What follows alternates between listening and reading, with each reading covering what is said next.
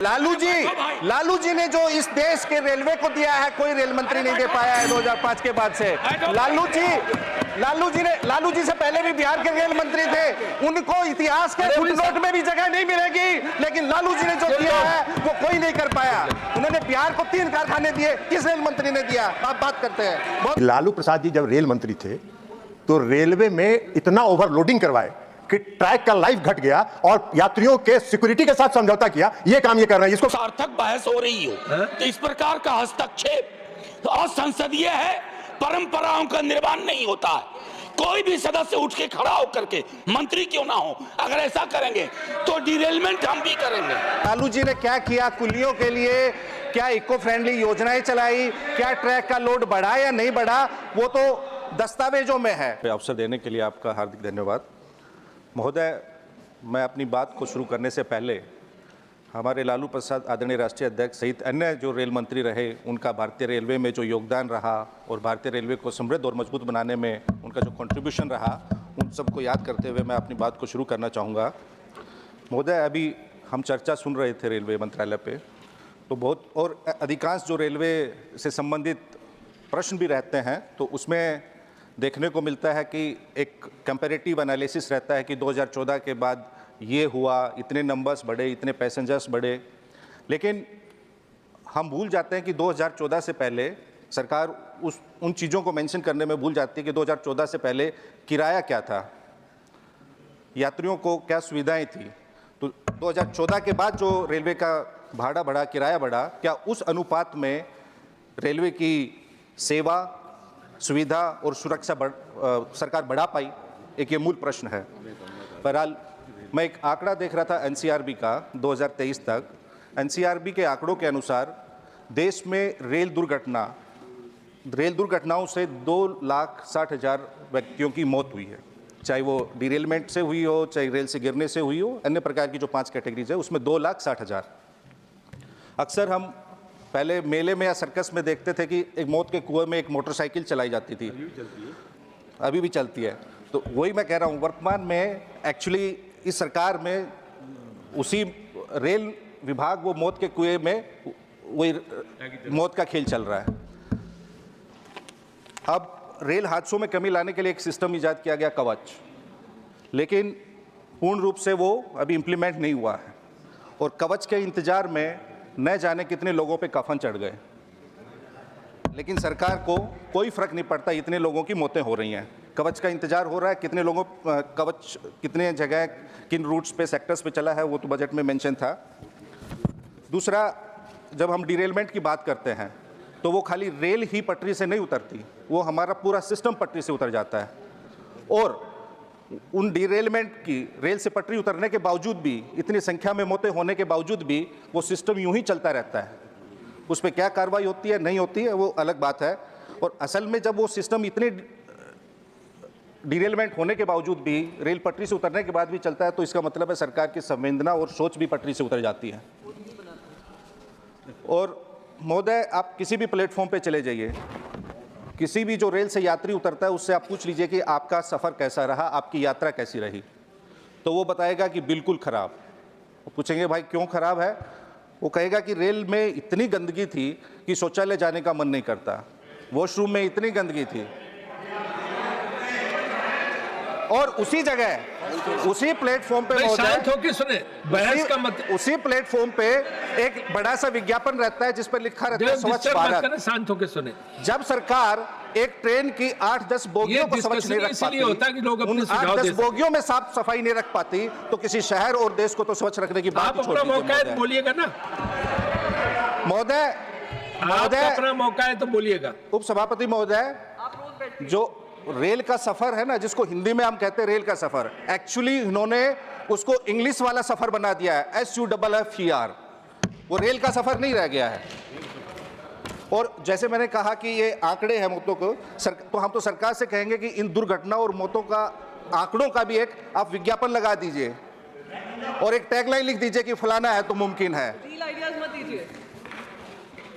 नहीं लगा पाएंगे ना, फलाना है तो मुमकिन है। 1 मिनट महोदय, railway, are you yielding? No sir. महोदय, are you yielding? Because minister wants to speak.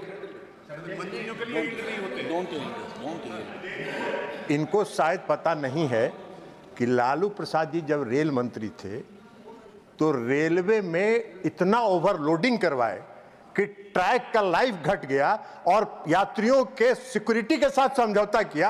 ये काम ये कर रहे हैं, इसको बोलने नहीं रहे। इसका अब जब नहीं, इनको माननीय संजय जी का है, माननीय उपसभापति महोदय, पॉइंट संजय जी को दे दीजिए ना। 30 सेकंड का मौका दे माननीय उपसभापति महोदय। क्या कह रहे हैं आप बताइए। मेरा मूलतः ये कहना है, सार्थक बहस हो रही हो तो इस प्रकार का हस्तक्षेप असंसदीय है, परंपराओं का निर्माण नहीं होता है। कोई भी सदस्य उठ के खड़ा होकर के, मंत्री क्यों ना हो, अगर ऐसा करेंगे तो डिरेलमेंट हम भी करेंगे। एक मिनट देखिए, मैं ऐसा है मनोज जी, एक बार सर नीरज सर, मनोज जी, मैंने इसमें जो नियम है, नियम ये है कि अगर मेंबर यील्ड करता जो बोल रहा है तभी वो बोलेगा। मैंने उनसे पूछा, यील्ड करके मतलब बैठ गए तब उनको अनुमति मिली, तो इसलिए जो है, इसलिए पहले मैंने पूछा नियम के अनुसार, इसलिए हम बैठे। अच्छा महोदय, जहां तक लालू जी के कार्यकाल की बात है, वो तो आंकड़े, सत्य और इतिहास है। आप अभी, मैं आज कैंटीन में बैठा हुआ था तो भारतीय जनता पार्टी के माननीय सदस्य थे, उस वक्त कोई रेल मंत्री के पास जाता था तो क्या क्या काम होते थे उनको अभी भी लालू जी को याद करते हैं। और जो उस वक्त रेलवे प्रॉफिट में रहा 90,000 करोड़, वो इतिहास अपने आप में है। तो लालू जी ने क्या किया कुलियों के लिए, क्या इको फ्रेंडली योजनाएं चलाई, क्या ट्रैक का लोड बढ़ा या नहीं बढ़ा, वो तो दस्तावेजों में है।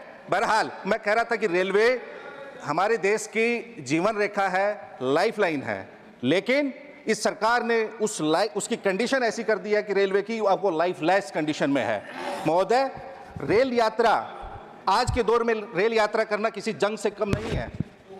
आपको टिकट खरीदने से लेकर घर पहुंचने तक, वो आप किसी यात्री से संवाद कीजिए, आपको बता देगा। वैल्यू फॉर मनी का कोई ट्रैवलिंग एक्सपीरियंस यात्रियों को नहीं मिल रहा है। महोदय, हम चाहते हैं कि सरकार स्लोगन, एडवर्टीजमेंट, प्रचार प्रसार और मैन्युफैक्चर्ड इंफॉर्मेशन के भ्रम से निकल के यथार्थ पे यात्रियों से संवाद करे और उनके अनुरूप अपनी योजनाएं बनाए। महोदय, अभी होली का त्यौहार है, आप जाइए किसी रेलवे स्टेशन पे, बिहार की बात हो रही थी, 20 साल से वहाँ एनडीए की सरकार है, 11 साल से यहाँ है, सबसे अधिक बिहार, तीसरा लार्जेस्ट पॉपुलस स्टेट है बिहार। वहाँ बिहार की जाने वाली ट्रेनों की 200% कैपेसिटी से अधिक ओवरलोडिंग है। लालू जी के समय नहीं होती थी। अभी आप जाइए भगदड़ में, अभी भी पीछे मेरे बिहार के लोग थे, उनका सफर कैसे आरामदायक हो, कैसे सुखदायक हो, उस पे बात होनी चाहिए। बिहार के लाइफ और लालू जी ने तो गरीब रथ चलाया।